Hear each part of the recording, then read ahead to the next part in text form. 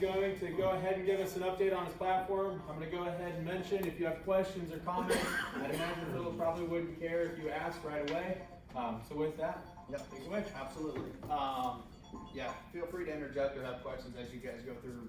Of course, we have a short periods of time here, so I'm just going to cover a couple things in FieldView that I think can help the TAPS program and help you guys as you're going throughout the season, and kind of an example field that I think is a great example of what climate can do to show different plot and situations and fields to be able to help make decisions for the next year.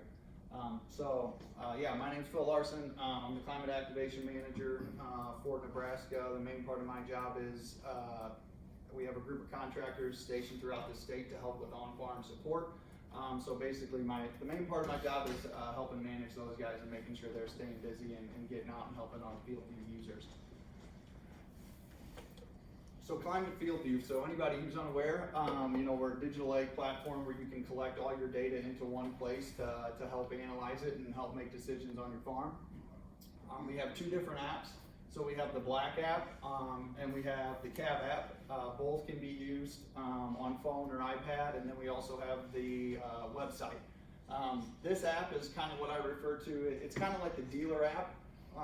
Because the great part about this app is you can look at a lot of operations that might be shared with you. So if you got people around you or trusted advisors that you're sharing your operation with, they would be able to pull up this app and be able to view data through that.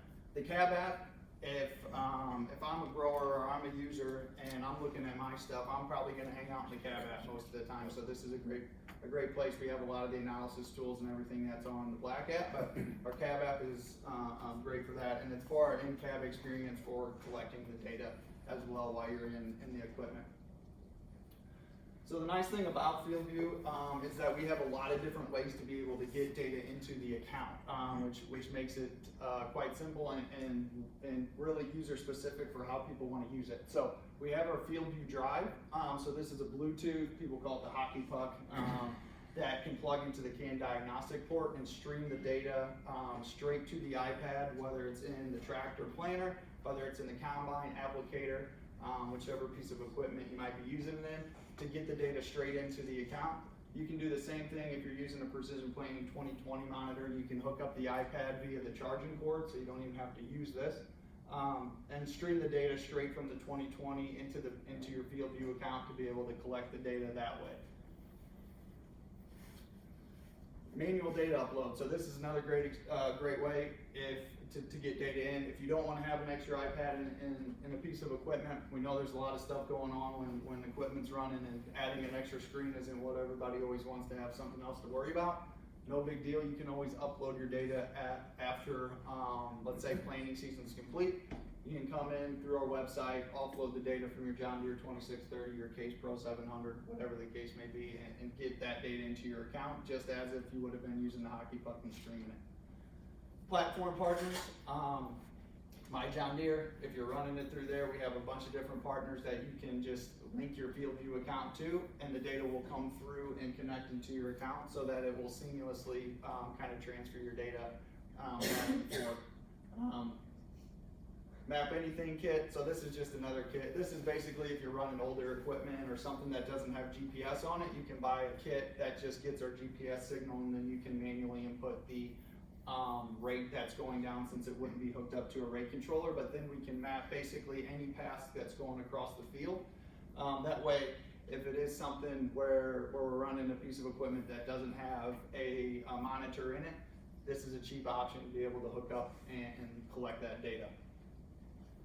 The last way, adding a manual layer, and for any field, you can go in and just put in a manual layer basically through the Cab app. You go in and you pick your field, you pick what operation it was, were we planting, sprayer, whatever the case may be, and you can actually just put in what the rate was that was, let's say, sprayed on that field, on what date, and what the application was, and it'll create a layer across that field for tracking and knowing what you had on that field.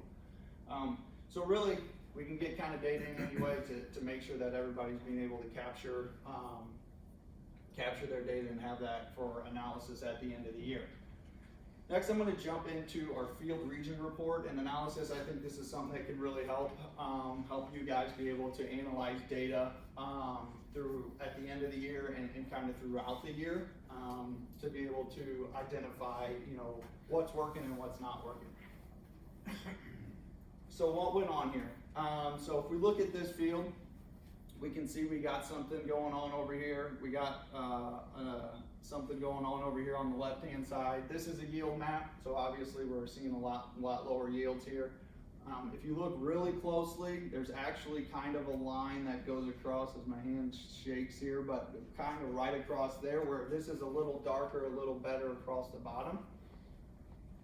So let's look at what happened in this field, and this is a field from a guy that I work with back in Illinois. It's from his family farm. Back in 2018, they ran a couple different trials on this field, but it's a great example of kind of what field you can do and what the tool can do for you. They planted 6 different hybrids in this field, and as you can see, this hybrid here is lining up right here with this purple hybrid. So we can already tell right off the bat that purple hybrid over here isn't performing as well as the other ones across the field. But the cool thing about this field, and what I like best about this field, is here's a scouting or a field health image map from August 11th.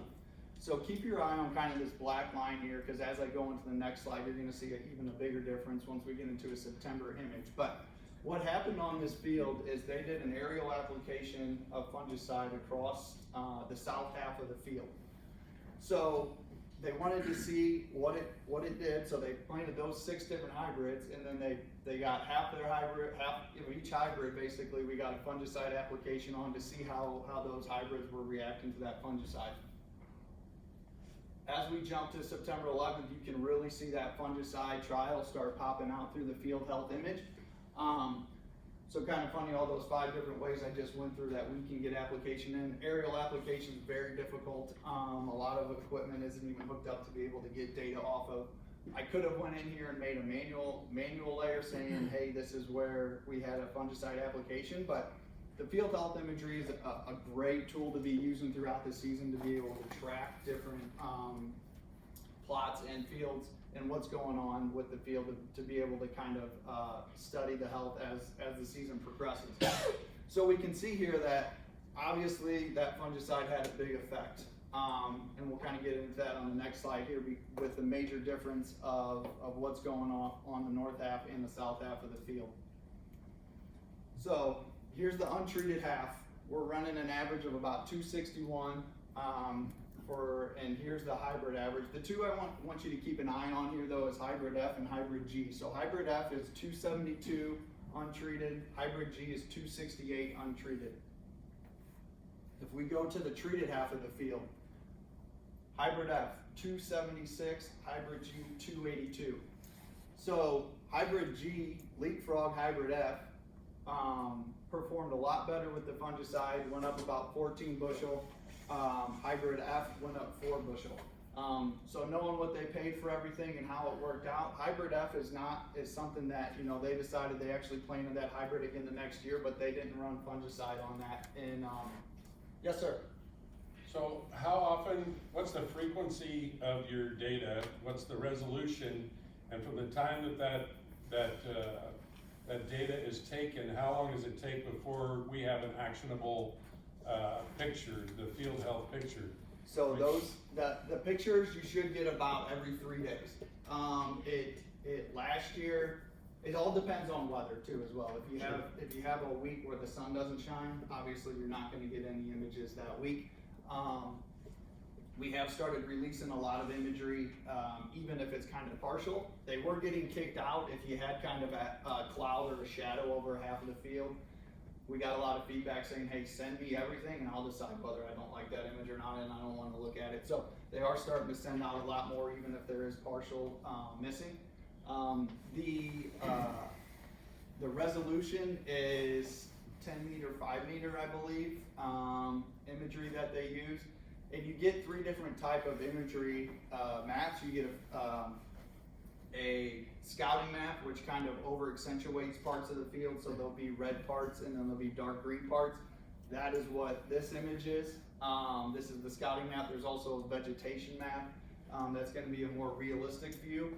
And then you get your true color map. You get the actual picture that came from the drone or the satellite image.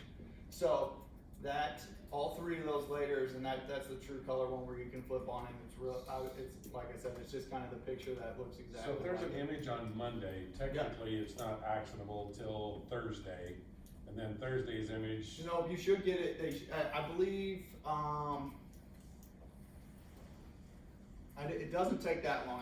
I'm not going to say the exact because I don't know off the top of my head, but 24. yeah, it should be within 24, 48 hours that you Okay. should get that image to be able to see it. And you know, in this field, obviously, and kind of what I tell people, obviously, with the field health and some of the feedback we get is people want better resolution, and that you know, we want to get a little finer resolution. I agree. The better we can get, the better. You know, Yeah, I it's think pretty it'll good. keep going that way. But It's 30 by 30.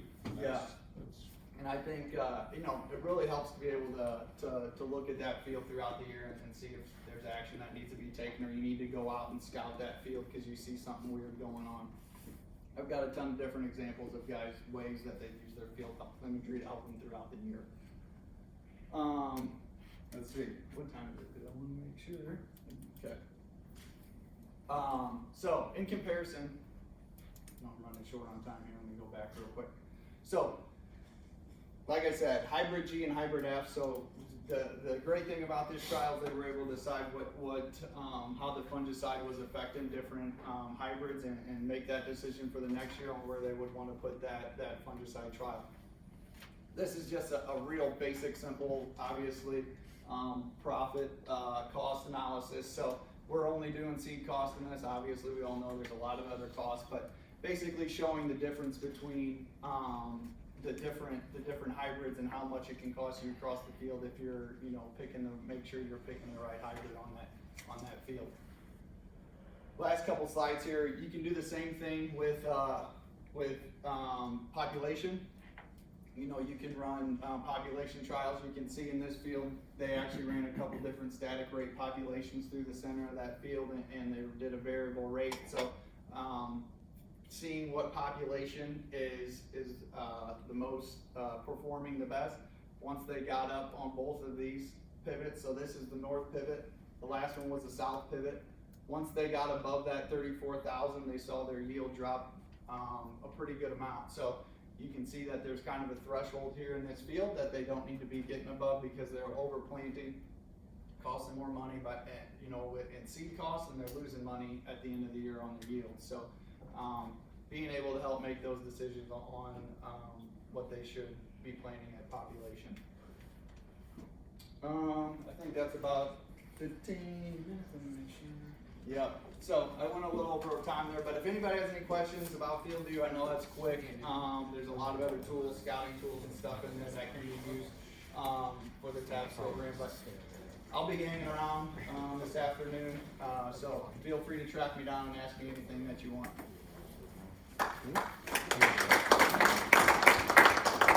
Thank you, Phil. Yep.